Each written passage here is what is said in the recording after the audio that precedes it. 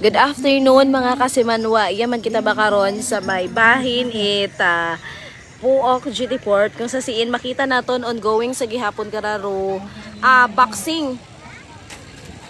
Halin umpisa ra kaina nga morning up to now nga afternoon.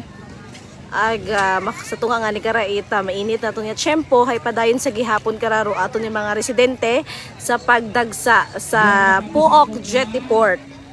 Naka-standby man sa aton karang area ro aton nga Kalibo Health Office, kama naman do mga personnel at aton karang Kalibo Municipal Police Station, pila man ka mga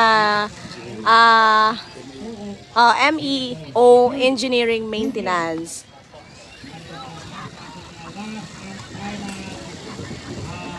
Pila man ka mga officials LGU aton karang local government unit.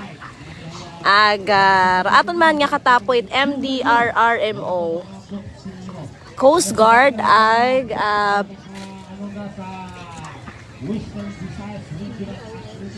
PDRRMO. Ladies and gentlemen, please sit in the corner. Weighing 49 kilograms, ride on Bahayaklan, Nico Pinda. And in the blue corner, Agdi kita sa area mga kasimanwa, makita naton, izumanay naton.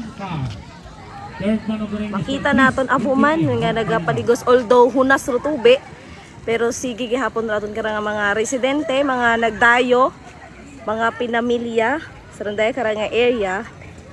O may mga tent di karaya provided it aton karang munisipyo.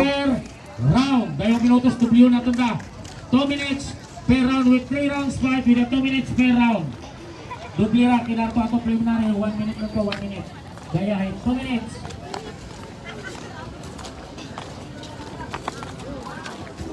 Kapit-kapit mo mo, tanawin blue by blue.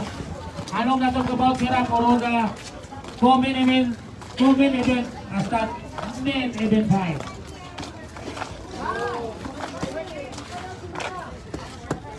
Nag-training gid nga nino para sa boxing kara mga kasimanwa. Makita aton training, nag-training ro mga contestant.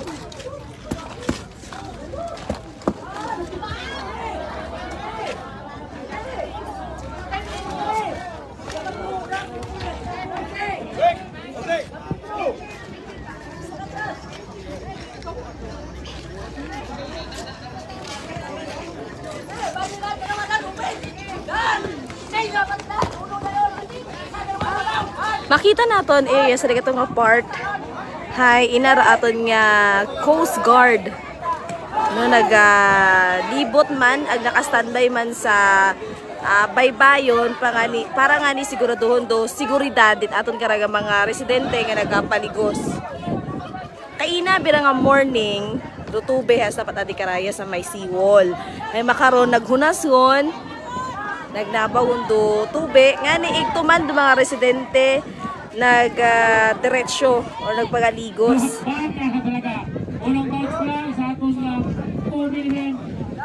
So far sa aton karang pag-obserbar medyo sang kiri iyaro mga nagpagaligos compare ko mga nagtaliwan nga dinag-on.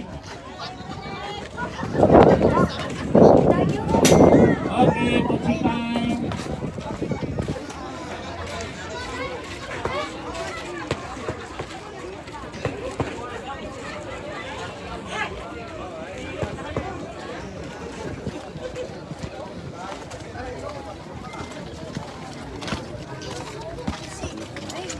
Ay, nalang mang tulog din.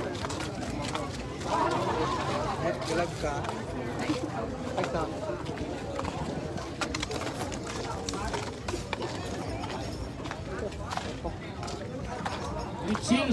Sa karang area wahagos mga tao dahil nga ni busy sa nasa papabantaw ito to nga boxing nga to. And di ka to makita nato may mga tent. No, may mga tent di ka to nagplaster sa tent.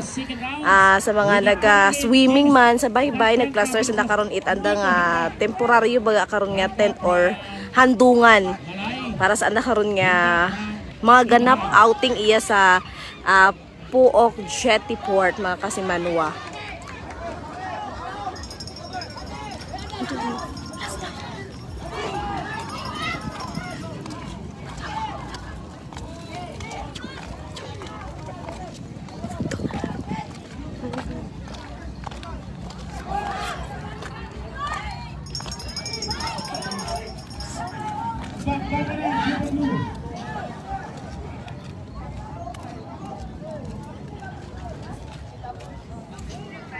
So rin mga kasimanwar, aton nga maihatod nga situational report maghalin iya sa aton nga area of responsibility, particular iya sa may Puok Jetty Port mga kasimanwa.